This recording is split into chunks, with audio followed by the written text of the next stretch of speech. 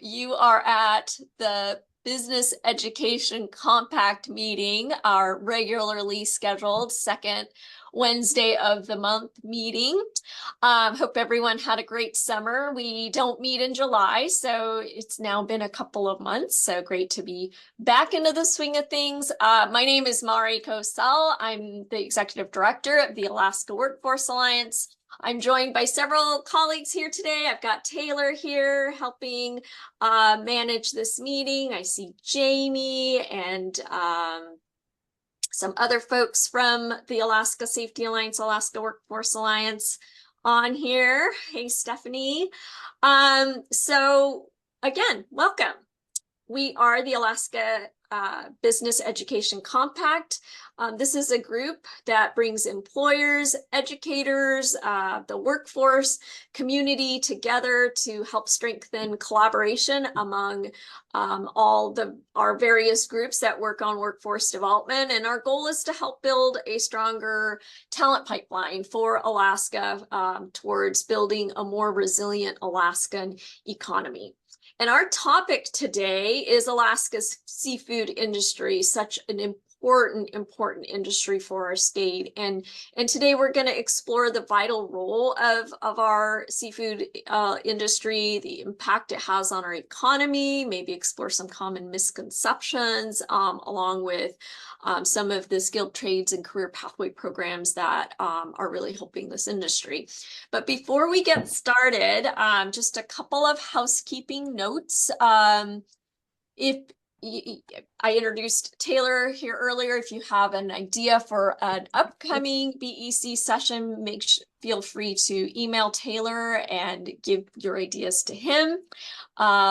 He's the one the reminder emails came from, so you could just go ahead and reply to him.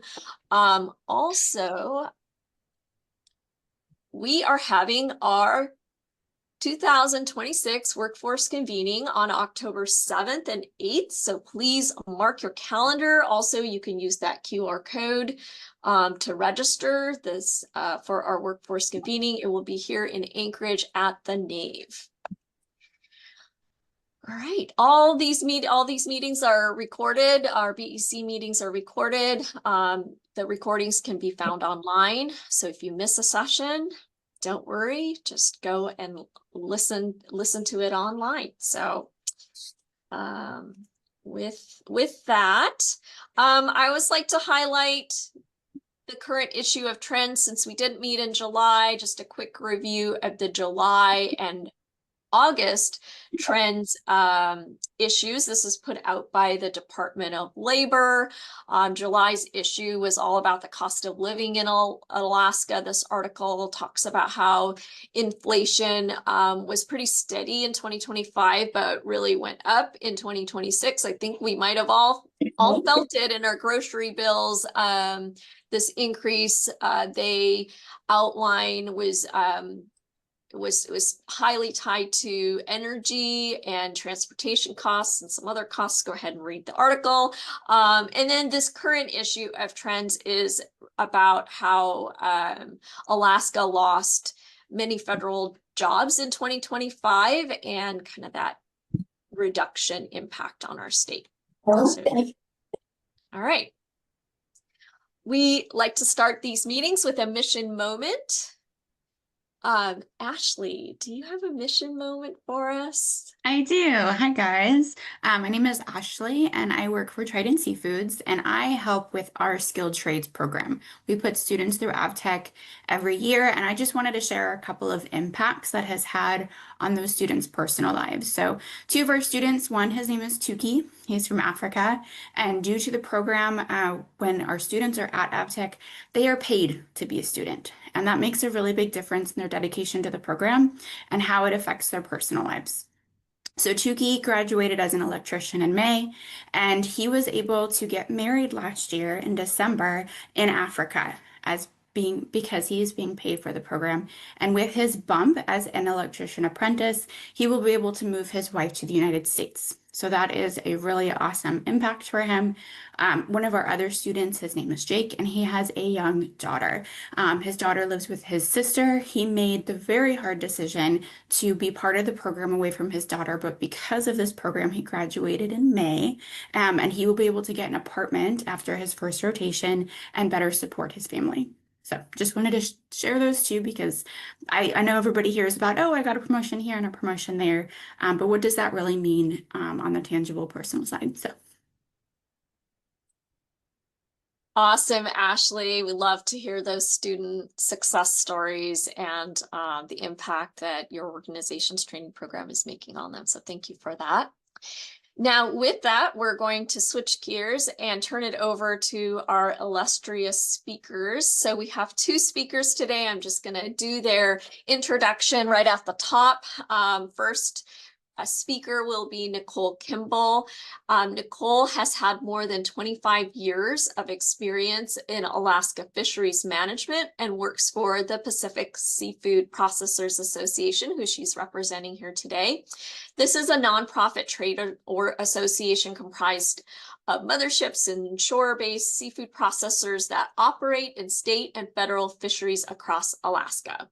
Prior to this, she was the federal fisheries coordinator for the Alaska Department of Fish and Game and served as the alternate to the commissioner on the North Pacific Fishery Management Council. Before this, Nicole worked as a fisheries analyst for the council staff for 12 years. Nicole has a BS in Natural Resource Management at the University of Maine and a master's in Environmental Policy and Renewable Resource Management from Tufts University. Nicole serves as on the board of the Alaska Sea Life Center. And we are so grateful that she is on the Leadership Council for Maritime Works, and the Alaska Sea Grant Advisory Committee, the Alaska Seafood Marketing Institute's Communication Committee, and the North Pacific Research Board. Nicole is born in Ketchikan and now lives in Anchorage. And Nicole, would you just give a wave so we can see who in the Brady Bunch squares you are? Okay, there you are. And then our second Yes, and thank you. I might have to turn off my camera, Mari, for the presentation. So I hope everyone can see who I am, but I'm trying to keep my internet stable for the whole presentation. Okay, So well, thanks. you know, the joy of Zoom, so totally understand. And then Stephanie, would you give a wave? Stephanie Moreland is our second speaker. Stephanie Moreland is the Executive Vice President of Public Policy for Trident Seafoods and a member of its executive team. Ms. Moreland has more than 20 years of experience in natural resource management and public policy development, particularly in the Alaska region. She's been an active participant in multi-stakeholder forums addressing fisheries management, marine ecosystem research, and global seafood standards and benchmarking initiatives. She is committed to promoting best practices in fisheries conservation, supply chain transparency, and ethical and responsible living and workplace conditions in the seafood industry. And I'm going to leave it to Stephanie to tell us a little bit more about Trident Seafoods during her part of the presentation. But I think we all know a little bit about Trident. They are an offshore-based processing facility. They serve in many communities across Alaska. And again, I'll leave it to her to introduce that wonderful organization more during her part of the presentation. And with that, I'll invite you to share your slides and jump right in with your presentation.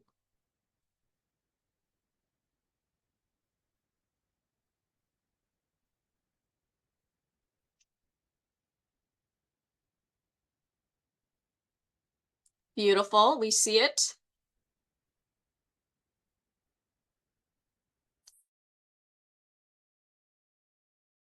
Great, we can get started. And like I said, I'll shut off my video if the internet doesn't work.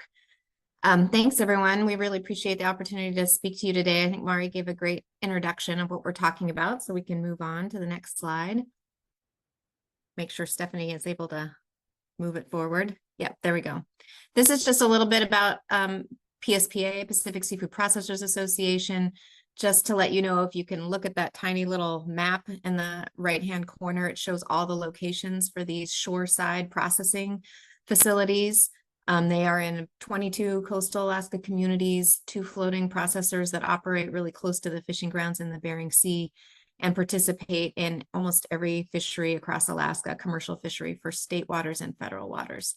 These are long-term investments. They're big processing facilities and some small processing facilities, but they're located in Alaska. And we tried to do a little bit of a analysis on the level of investment, and it's about $1 to $2 billion worth of investment in the state in infrastructure. The next slide is a little bit more about Trident Seafoods. I don't know if Stephanie wants to introduce here. That might be a good thing, and then we can move into some background information on seafood.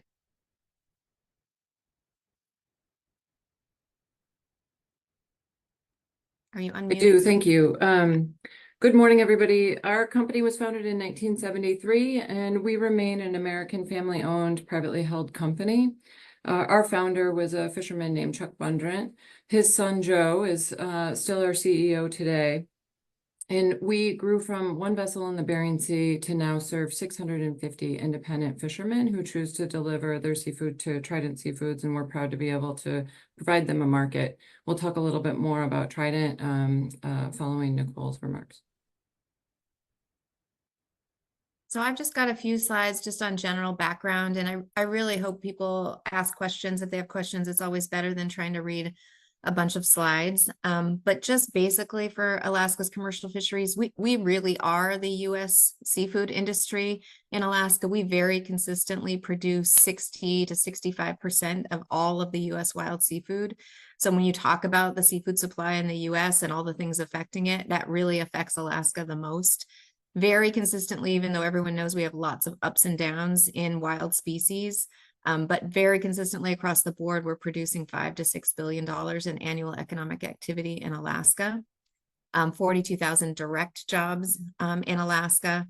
And obviously all of these fisheries are important, but you can see kind of the difference between which species provide the most first wholesale value. That's the amount that is paid to the processor for the product across the board. And you can see all the different product types on the right-hand lower corner. We can go next. This is just a little bit more. Every year, ASME, that's the Alaska Seafood Marketing Institute, they partner with McKinley Group to do some analysis every year on kind of what are the harvesting and processing numbers, what's the economic value to the state of Alaska. So we have pretty good data. The most recent data we have from this report is 2024, since it takes a lot of time to aggregate all that data. But it shows we have about 11,000 resident fishermen, about 5,400 resident-owned fishing vessels, almost 20,000 shoreside processing workers that work in Alaska. And our harvest is, as I said, pretty consistent, even though we have a lot of ups and downs. We produce between 4 and 5 billion pounds of seafood every year. That's what's harvested. And we turn that into over 2 billion pounds of seafood product coming out of Alaska. This is a pretty important slide. I feel like if people understand what is going on with salmon in terms of biological species, the stock trends, the markets, the value, and what people understand what's going on with pollock, then they understand the breadth of what's happening in Alaska fisheries. All of the fisheries across Alaska are important. It's one of our strengths, is having a huge diversity of fisheries. But you can see, and it's every year, these pie graphs look almost exactly the same.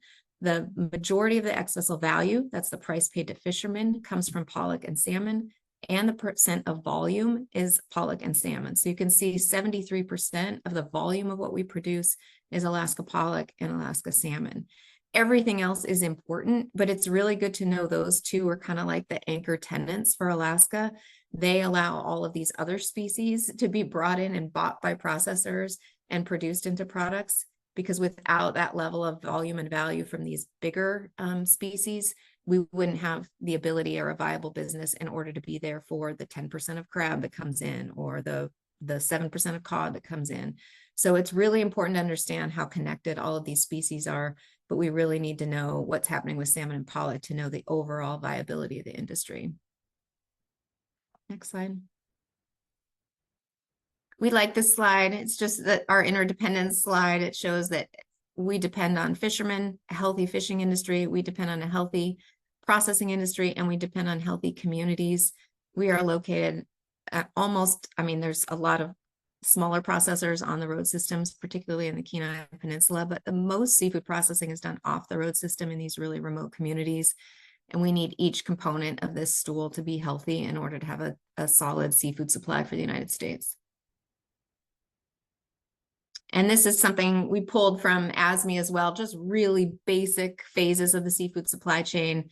We're harvesting in Alaska. We take, as processors, shoreside processors, we take deliveries from vessels, that vessel that's shown there, that salmon vessel. There's also catcher processors in the industry. They catch and process their fish on their own vessels, so they don't bring it into a processing plant. That's all part of the seafood supply. That's then transported from Alaska mainly by barge, not mainly by air. There's some secondary processing that sometimes happens, sometimes in Alaska, sometimes outside of Alaska, and then distribution and to the consumer. So the important part of this is that we have a really strong traceability and accountability, so that we understand and know that these are U.S. vessels taking this harvest, that they are licensed to be in that fishery. We know exactly what primary processor they went to, and you can trace that seafood supply chain all the way until the marketplace. So someone buying something could actually know that it came from an Alaska processor, and even what fishery, what region, and what boat. Next slide.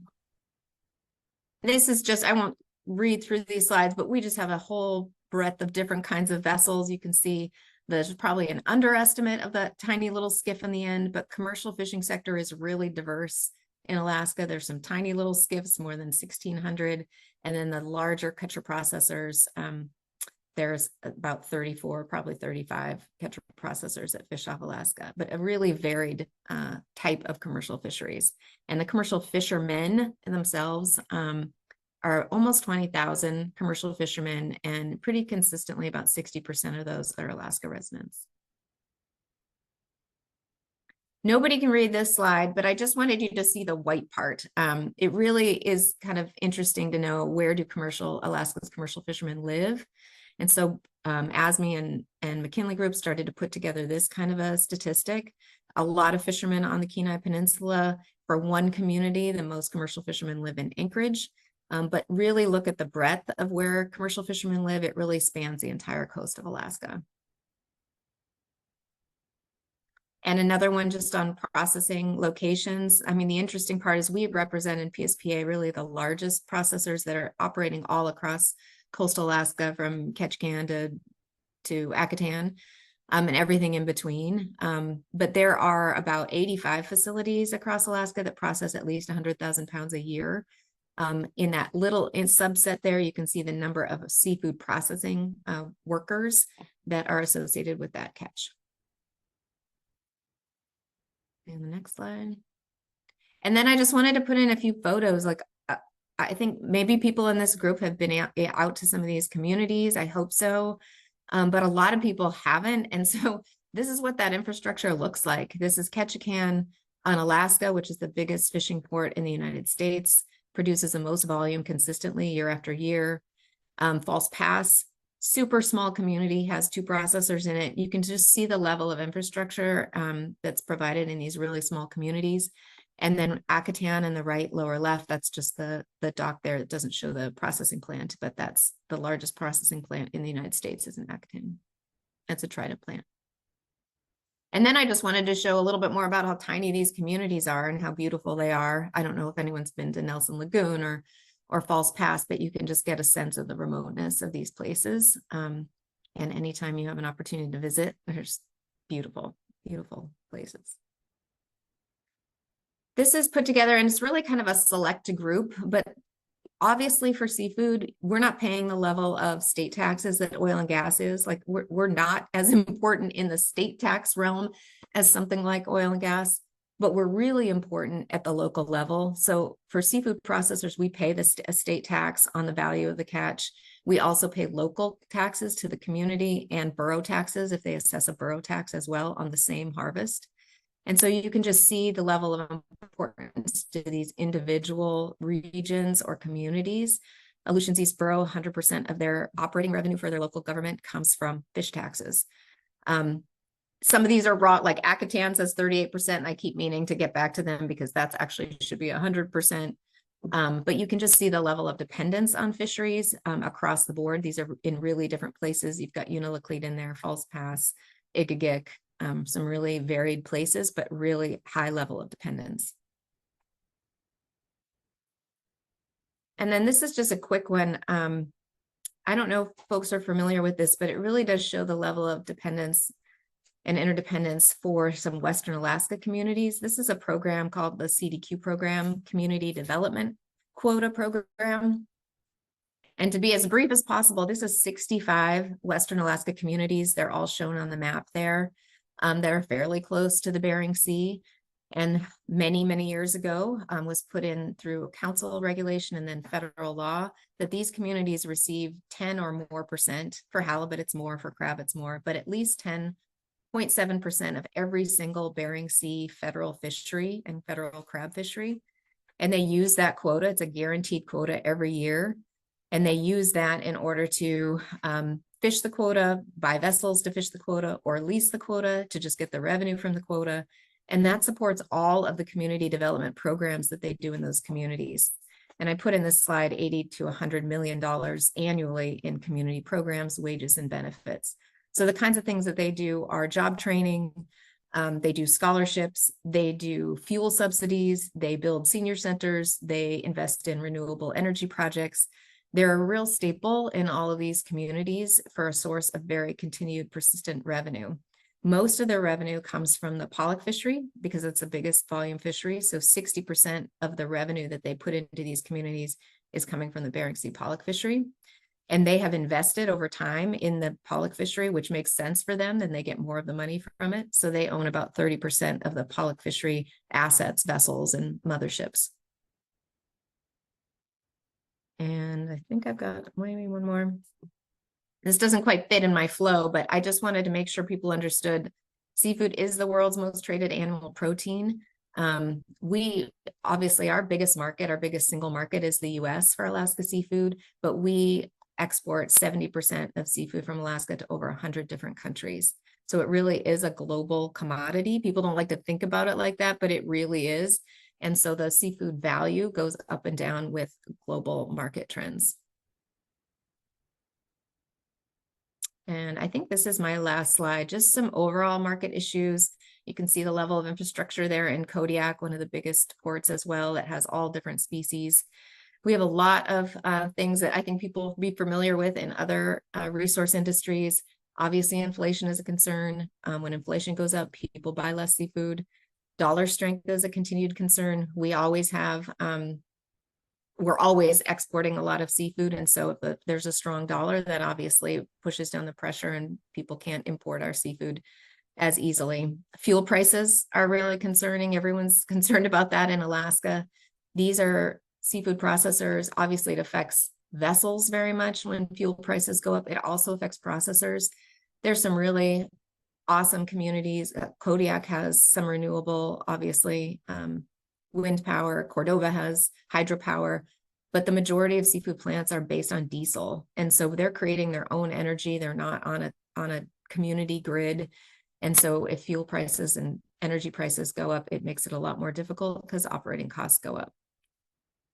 We've got a lot of other issues here with how we do traceability. We sell a lot of fish into the EU, and they're changing the way that they want to account for every single fish and product that comes out of every country, not just the US. So that's a big market concern right now, and hoping it doesn't close us out of that market. And then Russia, which you've probably seen in the media a ton of times, has been kind of the thorn in the side of our competition. Russia creates and harvests all the same fish we do. Think about the local, think about where they're located. So they also catch pollock, they also catch salmon, they also catch crab, they also catch cod. So we're in competition with them in global markets. They have invested as a government heavily in their vessels and their shoreside processors to try to compete with the US. And for many years, it's let up a little bit. They've been dumping very cheap fish on the market in order to provide cash for the war in Ukraine. So they've really been a problem. We obviously have a lot of we have a ban on Russian seafood coming into the US market, but other countries don't have that ban. So we compete with them on a global market in every other market we have.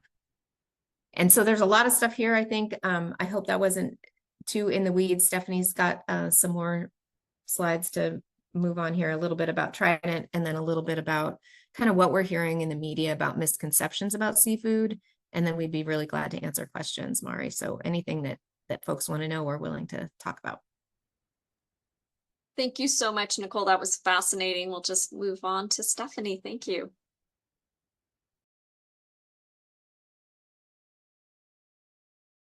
Oh, Stephanie, we can't quite You've hear got you me yet. now. Oh, perfect. Great. Good morning again, and I'll just share a little bit more on Trident for perspective on where I'm coming from with further remarks to close out this morning's session. Trident is heavily invested in Alaska from Wrangell out into the Pribilof Islands and St. Paul.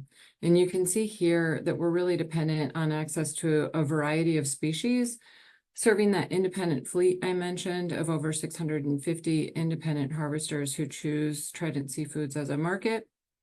We're happy to compete and provide a fair price, support their operations and needs on the water in order to be effective in supporting their business and crew.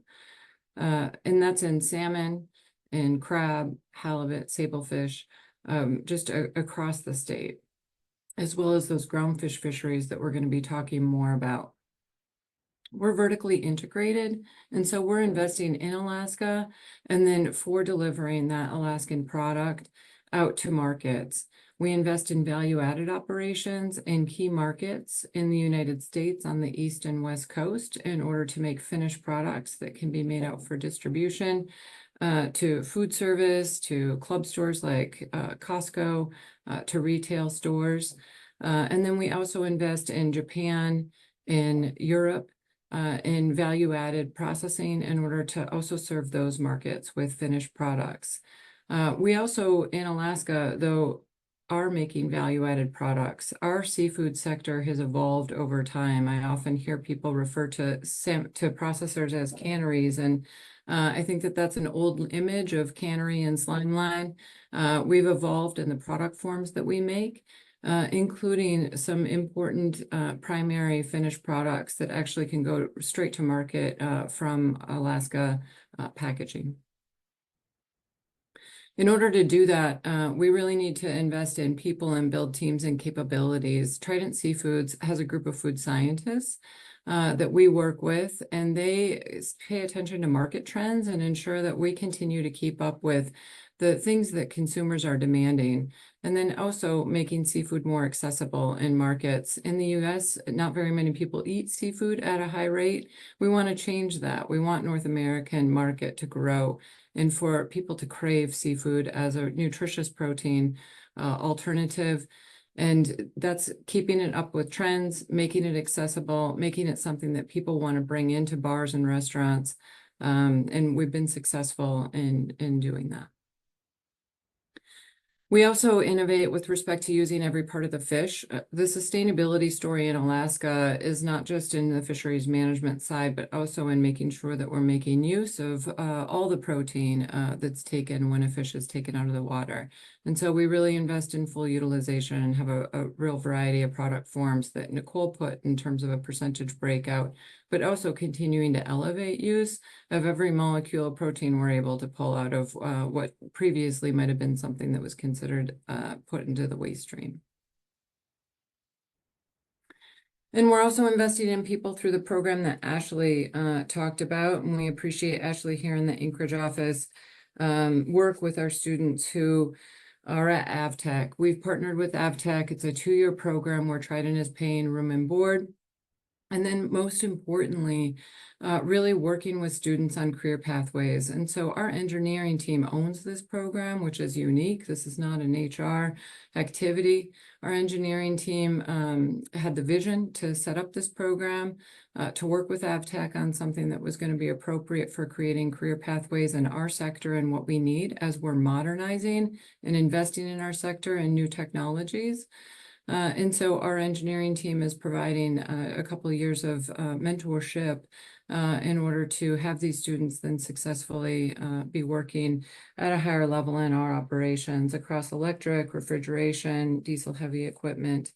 We really focused this last year on recruiting Alaskans, and we're proud to attract about 50 applicants from Alaska. And so our cohort coming in this fall will be heavily weighted towards that group.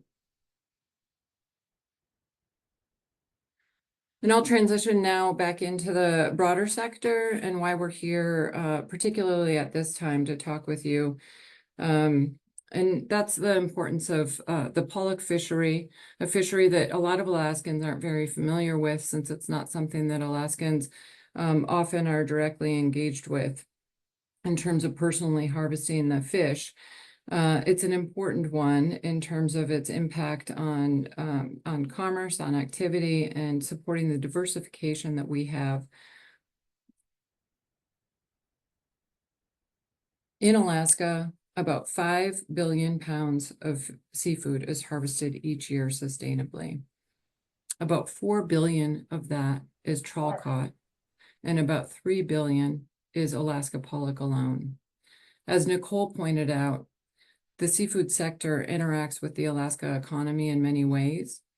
In our communities where Trident is participating on shoreside processing, several of our communities are nearly entirely dependent on the seafood economy for its tax base, and supporting families' ability to stay in communities due to transportation, keeping costs of goods coming into communities lower. Consider that volume as backhaul. The seafood sector is unique in that we're manufacturing, producing these goods in Alaska, and then moving them out in containers on trampers to other markets. And all of that is offsetting costs of shipping goods into Alaska. We have processing workers coming and going twice a year in seasonality, supporting air service, supporting hotels here in Anchorage as a hub to access our remote communities. So the interaction across the economy is really high. Alaska seafood is really a public resource. Our fisheries management are supported through public process, and everyone's views of how we're doing in terms of stewards matter. And that's why we really appreciate your attention this morning and taking the opportunity to talk about some controversies that are facing Alaska fisheries. And a lot of it is really driven by purposeful misinformation and disinformation at this time. And there's 4 particular categories we're going to talk about this morning. Questions like, are we taking too much fish out of the ocean? Are we wrecking habitat and the ability for species important to Alaskans to sustain themselves or recover in cases where there's been declines? Are we wasting fish? Or we're catching the wrong fish? What are we doing with that? Are we wasting? And then how do we know what we're doing? In terms of our fishing level, Alaska is a huge region. As Nicole pointed out, the Alaska region accounts for over 60% of the nation's seafood harvest. We have over half the coastline. We have a very abundant resource and productive ecosystems in the Gulf of Alaska and Bering Sea. And so just thinking about the scale of these fisheries is important. The Alaska pollock fishery in the Bering Sea is about 1.3 million metric tons each year in terms of allowable catch. But look at the graph on the right, and it shows the relative abundance of the fishable resource. Age 3 plus biomass is reflected in that blue color. And you can see the scale of this is 10 million metric tons plus in terms of the abundance. This does not include juvenile, the smallest fish, where the volumes would be much higher.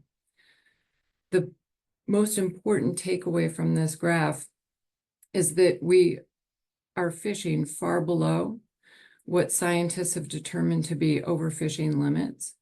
In 2026, just as an example, we're fishing and our allowable catch is 45% below overfishing limits. We take a very conservative approach in harvesting a highly abundant resource. With respect to habitat, what's most important is to consider impact of gear. All fishing gear has some kind of seafloor contact. In fishing Alaska pollock, it's a net that floats through the water and targets pollock where they occur. We do have some bottom contact. It's required by the federal government for us to be looking at what the impacts of fishing gear is on habitat, essential fish habitat in particular. And so there's estimates of disturbed area, and we look at whether disturbance is temporary and whether it is minimal, which it's found to be in the Alaska pollock fishery. In the area that we fish, much of it is a muddy seafloor that shifts in response to weather and currents. And so it's something that is disturbed on a continuous basis. And our impact is found to not be significant or permanent. It's something that is changing on a continuous basis, and the footprint of this fishery is quite small. Cumulative impact of the pollock fishery in the Bering Sea in terms of disturbance, 1.4% of the Bering Sea and lesser in the Gulf of Alaska. To provide some perspective on the scale of the fishery and the scale of the area in which the Bering Sea fishery fishes, you can see the red area here represents where the fishery occurs. It's all of the tows in the Alaska pollock fishery in the Bering Sea in a year. And it's superimposed here on the state and road system, and then vice versa with the road system in the Bering Sea in order to see the really large area in which these fisheries occur. With respect to bycatch, and we'll talk extensively in this area in terms of what we know about impacts. Again, all fisheries have bycatch, including commercial sectors, non-commercial sectors. And that bycatch is managed across our commercial fisheries quite well. In the pelagic trawl pollock fishery, these numbers are large. Over 30 million pounds is taken that is indirect species, those species that we're referring to as bycatch, unintended take. But looking at that number out of context, again, it's large. In context, if you look at fixed gear fisheries, commercial fisheries across Alaska, hook and line, it's nearly twice as much, and the bycatch rate is much higher. So context matters. All of this is managed and accounted for with respect to take and impact on biomass and ecosystem. Within the Alaska pollock fishery, it's important to look at the composition. As we look at those large numbers, see that much of that is jellyfish. So the impression may be, and just looking at social media, that these numbers are really all focused on species of high value and high importance to Alaskans. No one is talking about jellyfish. Jellyfish and squid really dominate that weight or poundage of unintended take in the pollock fishery. And overall, the species distribution represents only about 1% of our catch. So the pollock fishery is incredibly clean. Our bycatch rate is only about 1%. 99% of what is taken is the targeted catch. And then this represents the distribution of species that make up the bycatch that we do take. Some of these species are allowed for us to take and put into commerce, just like we would if we were direct fishing for them. An example of that would be Pacific cod. Others, we really work hard to avoid, and we're not allowed to do anything that would incentivize take of them or benefit from them economically, and that includes salmon and herring shown here. And that herring is just that small sliver that's nearly indetectable. want to provide some context on management and overall how we think about impacts of bycatch. Of course, Chinook and chum in particular are species that we work hard to avoid and are of high interest across the state. There's a hard cap on how much may be taken of Chinook salmon before our fishery would be closed over it. And then there's also a program in which it's multi-year management. There's a threshold. If we exceeded it in a multi-year basis, it also would just bring a limit down permanently to a lower level. Providing those thresholds and hard cap for perspective on this multi-year chart of how we performed with respect to bycatch. The blue line that changes over time is the amount of Chinook that have been taken in the fishery. And then not all of those fish are destined for Alaska. And so also showing an area of great importance, Western Alaska, where communities have been really hard hit by decline in Chinook salmon and the effect on their access to salmon for subsistence and cultural value. You can see the component that would represent the Western Alaskan Chinook here.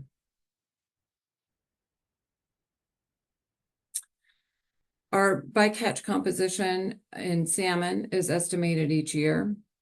Sampling is taken on the fishing ground. We have a census. We know exactly how many Chinook and chum are taken each year.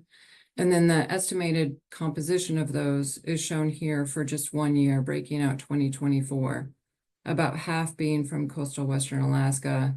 And you can see other regions across the state represented here on a percentage basis.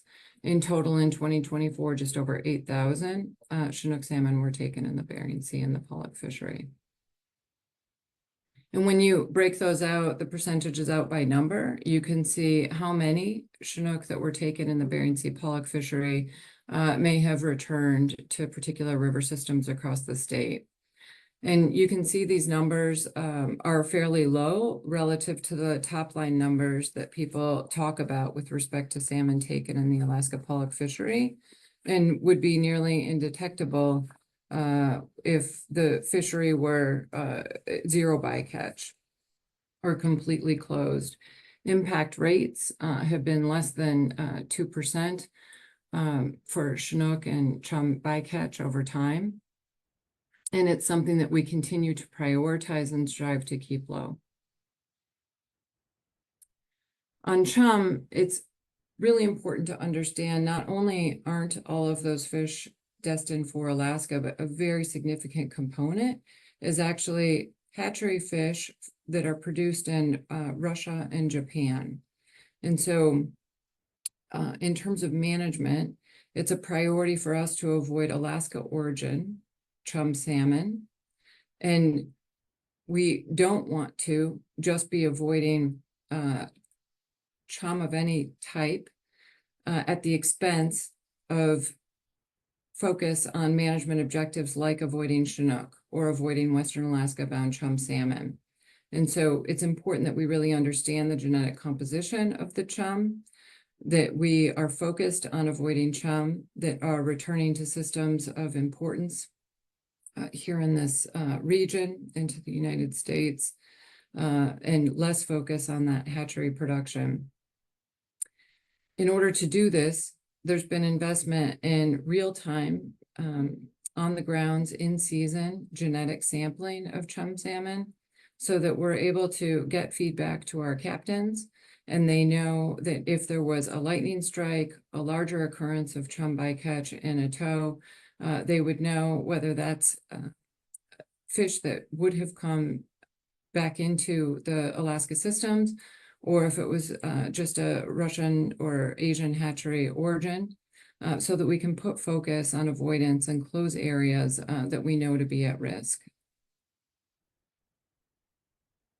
With respect to overall impact, again, I'm showing here just the scale of bycatch relative to the abundance, known abundance in river systems.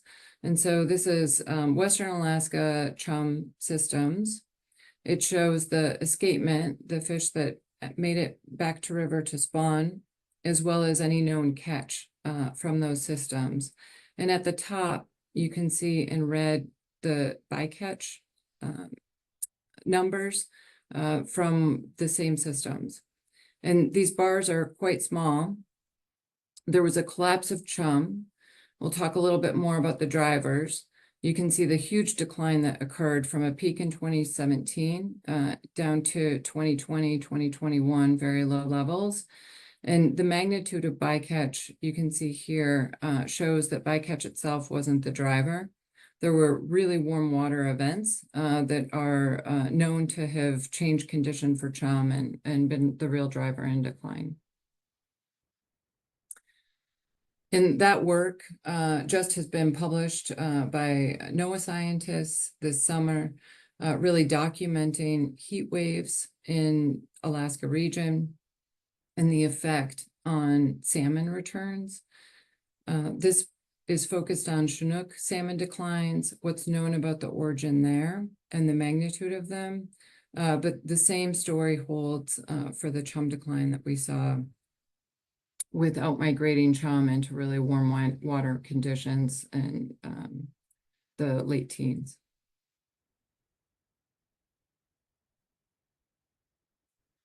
This shows on the Yukon in particular, the variation and the declines that we've seen, declining trends in Chinook abundance.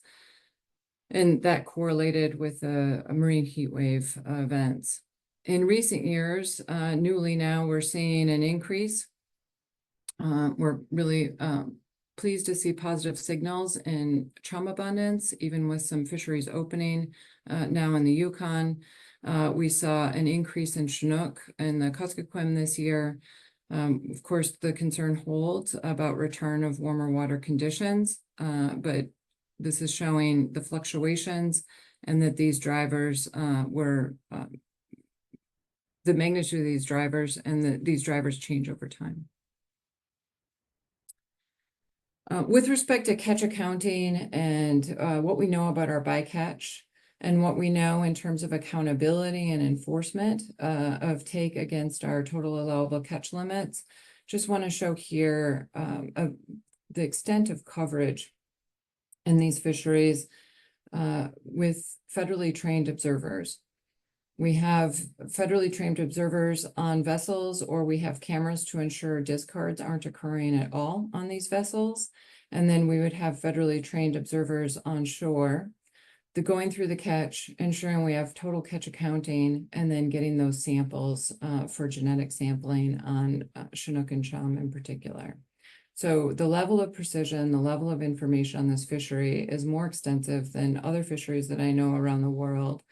The investment that's made in state and federal fisheries management off of Alaska is something that I'm incredibly proud of, and really is something that our colleagues around the world in high performing fisheries are in continuous communication with us about, recognizing what we do as leading practices. And it's something that we, because of the information that we have, we're able to use that in order to just continue to drive improvement. And this is the last piece that I'll show, and it's that active feedback loop with respect to bycatch avoidance as an example of improvement, continuous improvement. We're sharing real-time information on the water. We're improving and expanding the types of information that we're making available to our captains. We're able to move away and avoid occurrence. We're investing in gear to also create solutions where there's opportunity for fish that we're not targeting, for salmon to escape from our nets. We also have third-party programs using real-time information to proactively close areas that are at greatest risk of us encountering salmon that we want to avoid. And so a rolling hotspot system that's able to hold the captains to account on the grounds and ensure that we're not fishing in areas known to be highest risk. I think that's all we wanted to cover for presentation, and I'll stop sharing for any discussion. Well, thank you both for this really informative, fascinating presentation. I do want to open it up to the group for any questions you might have. And I'm gonna. Okay, well, we've got a question from Stephanie. Jump in there, Stephanie. Hey, wonderful presentation, guys. I had a question.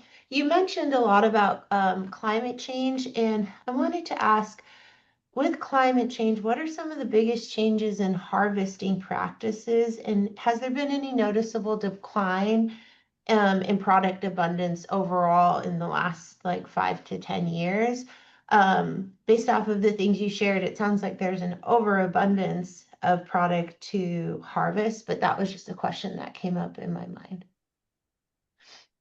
Yeah, a few comments, and I'll have Nicole chime in as well. Warm water conditions affect fish differently. So you've heard about Bristol Bay sockeye runs. They really peaked as these warm water conditions occurred. And so sockeye really thrived in the environment. Chinook salmon are down, and fisheries, directed commercial fisheries across the state were impacted by that. And so severely were some of the declines that subsistence and personal use also were negatively impacted by that. An example of a managed response beyond what we're dealing with as persistent declines in Chinook and working hard to avoid incidental take and managing that species would be Pacific cod. There were warm water heat wave conditions in the Gulf of Alaska. And through annual surveys that the federal government does, we detected a decline, a sharp decline. The directed fishery was completely closed. And within 3 years, and then certainly 5 years following that closure, we're seeing a really positive response. And so the recovery we would expect from a short-term disruption like that occurred, and we have strong fisheries that are happening again on that stock. Another example is conditions that resulted in a collapse of crab abundance in the Bering Sea. And we're now seeing really bright spots and positive response there as well after serious closures that affected our ability to operate in the Pribilof Islands and support crab harvesters. They were unable to fish and are fishing at lower levels than historic, but we're seeing the resource respond well. And I guess I would just add, well, black cod too, if anyone likes black cod, that is just had historically high stock abundance through this warming water. I mean, 3 to 4 years of the highest recruitment and biomass of sablefish or black cod that we've ever seen. But the reason that we know this, I guess I would just emphasize, is because in Alaska, at least, we do a stock assessment to assess what are the biomass trends and how much fish can we take out of the water to be sustainable. And we do that every year for these main species. And it's based on the things that Stephanie said, the annual marine surveys that they do in the Gulf of Alaska and the Bering Sea. So we have such good information, especially compared to other regions around the US, so that every year we can adjust the overfishing level, the catch limits, and those things are determined by scientists, not by managers or the industry or anything like that. So it is a scientifically derived number, and we manage that and change that every year based on conditions in the water. So we've been trying to, when we say we mean the broader Alaska. It's not like Stephanie made up all these regulations, or I did, but most of the things that we've talked about are in regulation. So we're talking about fishery managers and fishery scientists. But we have a very dynamic ecosystem in the Bering Sea and the Gulf of Alaska. And so it's critically important that we keep up all of that data through the National Marine Fisheries Service so we can respond appropriately, like Stephanie's example in cod. Thank you both. Jacqueline, you have a question? I do. First of all, amazing presentations. I learned so much. This is not my industry, and I am blown away with the information. I have so much to share with others in Alaska about how important the fisheries are. I want to go back to the beginning of Nicole's mission moment when we spoke about the students that you highlighted. And I'm wondering, what are some workforce, since we're a workforce group, what are some workforce ahas or innovations that you've been successful at that you think could be shared with other industries? Well, that might be Ashley, if you want to talk about that particular program. But I guess generally I would say, and Mari's very familiar with this in the seafood industry, we have thousands and thousands of workers in the seafood industry, and most people think of working on the slime line or cutting fish. But what we focused on in Alaska is just what Trident's doing. It's like, how do we get Alaskan residents into these higher paying annual jobs, not seasonal jobs, that need to have a lot higher skill set? How do we get Alaskans into those jobs to then be in rural Alaska communities where we know Alaskans are going to last longer in those conditions in smaller communities than somebody coming from the lower 48?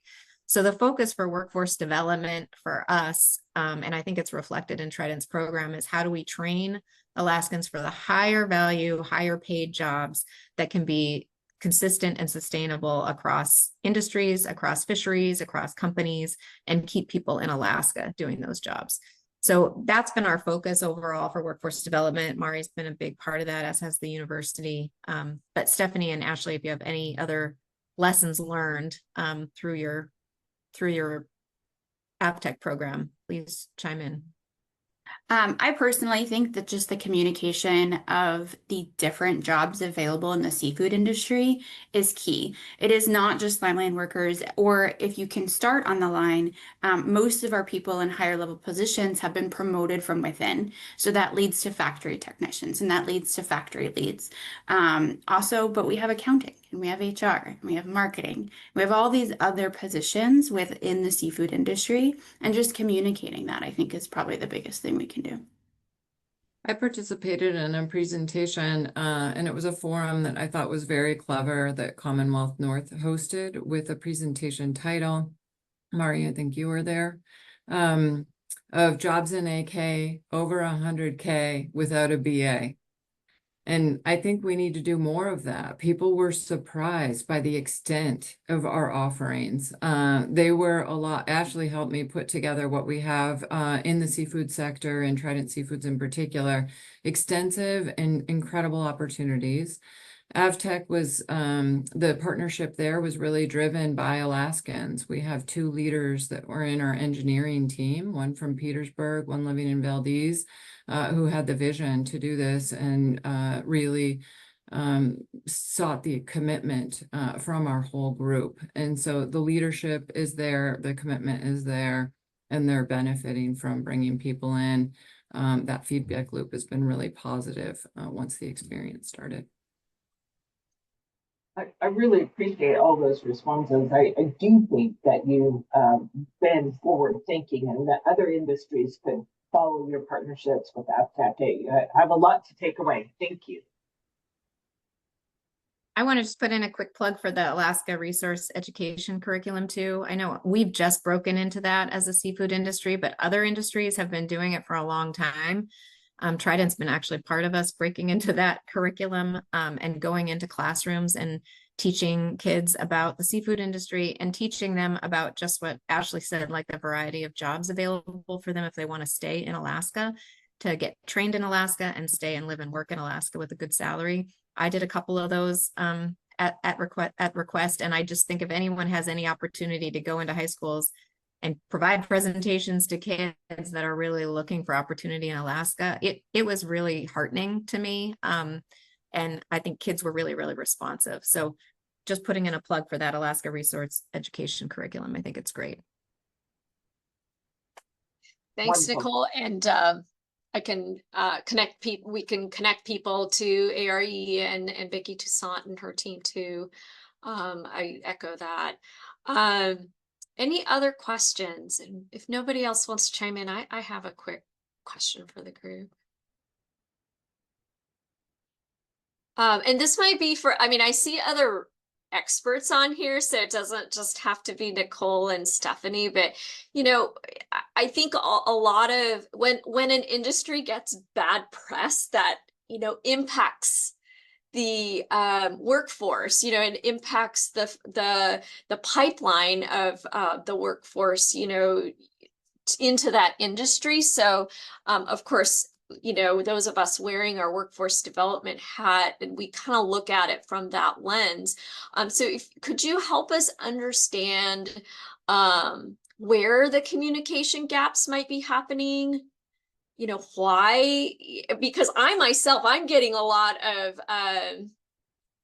like on my social media, I get bombarded with some of this stuff. And so, and what can we do to ensure that the workforce or the potential workforce, that students are receiving consistent, accurate information? Any thoughts on that? The fisheries, as I mentioned, are a public resource. And so everyone on this call has a stake in ensuring that these fisheries are well managed.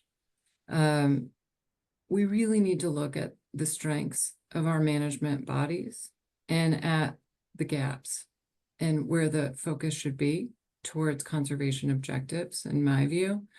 We have incredible expertise in the state of Alaska, Department of Fish and Game, incredible expertise in our federal fisheries management process, tremendous information, more than any other region of the country. We're leading in terms of adaptation, work on climate response, work on Arctic policy. Globally, we're really leading in terms of taking precautionary approaches and science-based approaches. So there's a lot in this region to be proud of through institutions that have been well supported. I would just request people not look to social media and social media that goes beyond that expertise and credential as primary source of information. At this time, we expect over $100 million to be spent this campaign cycle, and it's being spent by communication experts, not by fisheries management experts. And I think that algorithms are providing very positive feedback on issues that create negative emotion, and it's just spawning more. So please question what you're seeing. I saw geo-targeted at the Salmon Derby in Seward this weekend. Assertion that if you're there to fish in the Salmon Derby, good luck, because the trawlers have taken tens of thousands of the fish.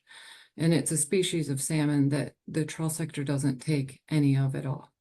And so please just be really cautious in looking at the information being thrown at people. It's to get attention and clicks. It is not a way to manage fisheries.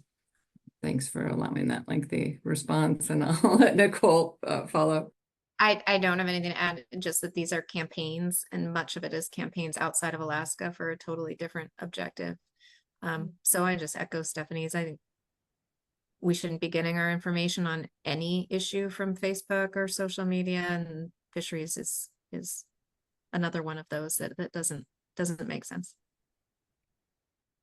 Thank you both. And thank you for a wonderful, informative presentation on a topic that we don't always hear about. So really appreciate you both coming in here. Now I'm going to turn it over really quickly to Stephanie. Hey everybody, my name is Steph Hoger. I am the Operations and Engagement Coordinator here at ASA. And I wanted to take a moment to give a kudo. We do this in our staff meetings. We call it coworker kudos. This wonderful lady isn't a coworker, but she did come to our Safety Swing Summer Fling, and she was an amazing support to us at our inaugural fundraising event. And I just want to give a big round of applause, if everybody wouldn't mind doing their little clap emoji, for Ashley McCurry. She helped us so much there we go. She helped us so much during the event. And as a token of our gratitude, we would love to invite you, Ashley, and 3 other Trident team members to come to our next event completely free as VIPs. Just to shout her out a little bit more, I'll share the little ticket I made for you guys with the Trident Seafood logo in the chat. We're just so grateful. You guys are so awesome, and it's just been such a joy to be able to get to know your team and get to know you. And thank you so much for the time you spent with us last week. So thank you. Thank you. That is incredibly sweet. I had a fantastic time, and I'm looking forward to the event next year. It was great. Woohoo!